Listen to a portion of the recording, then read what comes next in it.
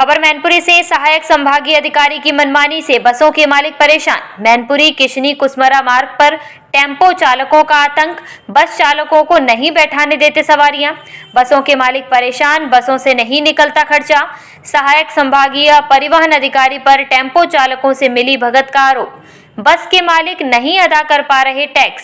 Tempo चालक सस्ते में ढो रहे सवारियां। बस के मालिकों ने परेशान होकर किया संभागीय सहायक परिवहन अधिकारी का घेराव। शनिवार को बस के मालिक संभागीय सहायक परिवहन अधिकारी के आवास पर जाकर घेराव उन्होंने किया और टेम्पो चालकों की दादागिरी पर अंकुश लगाने के लिए रोड पर चल रही बस मालिकों को सुरक्षा प्रदान करने की मांग की। बस मालिकों का आरोप है कि मैनपुरी किशनी मार्ग पर चलने वाले ऑटो चालकों द्वारा जबरदस्ती सवारियां ऑटो में बिठाई जाती हैं। बस चालक कुछ कहते हैं तो उनके खिलाफ मुकदमा दर्ज करने की धमकी दी जाती है, जबकि सहायक संभागीय परिवहन अधिकारी द्वारा कोई कार्यवाही नहीं की जाती है। कई बार शिकायत करने के बाद भी कहा कि अगर कुछ मिला है तो आश्वासन मिला, अभी तक कार्रवाई नहीं हुई है, जिसके कारण बस मालिक टैक्स भी जमा नहीं कर पा रहे हैं।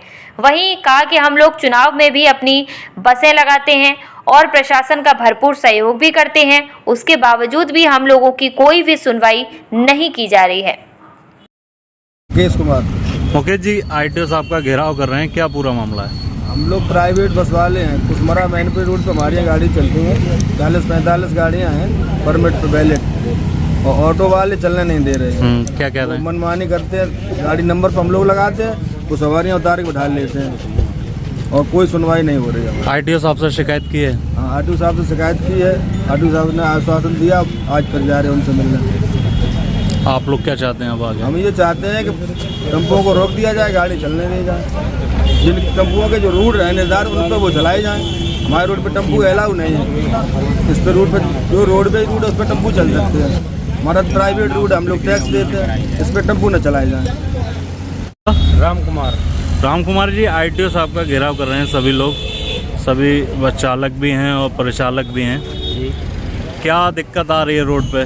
दिक्कत बस ये आ रही है कि हम लोग जो यहाँ पे 40 लगभग परमिट है हम लोगों के, उसमें 40 परमिट होने के बावजूद भी एक गाड़ी 7300 रुपये कुछ देती है महीना का मंथली टैक्स, और महीना पे लगभग सब गाड़ियों का 3 लाख रुपए होता है लगभग महीना। हाँ। टैक्स हम लोग देते हैं, तो उसको टैक्स को मतलब हम देने के बावजूद भी उस पर टेम्पू चल रही हैं। अब टेम्पुओं का कोई अगर सुधार नहीं होगा, ज़बरदस्ती वो चलाते, अगर उनसे कुछ कहो तो कुछ तो ये कहते हैं कि हम हरिजन एक्ट लगा देंगे, कुछ मारते हैं, कुछ धमकी देते हैं। मतलब या तो हम लोगों का ये परमिट नष्ट कर दिए जाएं या फिर टेम्पू ही संचालित रहें। जो भी चुनाव की प्रक्रिया होती है, जो भी मतलब जिला पे, वो भी हम लोग सभी कराते हैं चुनाव। और विधिवत तरीका से साहब ने कहा कि आज इतनी बसें चाहिए तो हम लोग उतनी बसें प्रशासनिक कार्य में देते हैं, सहयोग करते हैं। हाँ, सहयोग करते हैं हम लोग।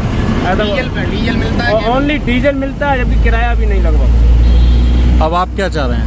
हम ये चाह रहे हैं टेम्पू बंद किए जाएं, हमारा बसें चलाई जाएं।